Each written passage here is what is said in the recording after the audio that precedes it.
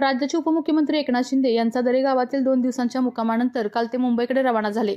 जाण्यापूर्वी 105 गावातील दुर्गम भागात असणाऱ्या 5वी ते 10वी चे शिक्षण घेणाऱ्या पहिल्या टप्प्यातील 250 विद्यार्थ्यांना मोफत सायकली वाटप करून मुलांनी शिक्षणामध्ये गावाचे नाव उज्ज्वल करावे असा मौलिक सल्ला दिलेला आहे. सायकल हाती मिळताच मुलांच्या चेहऱ्यावर समाधान पाहायला मिळाले.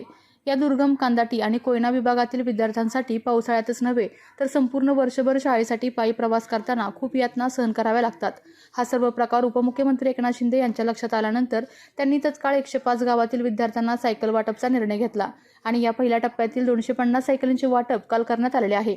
या उपक्रमामुळे सामाजिक बांधिलकीचे दर्शन सुद्धा होत आहे.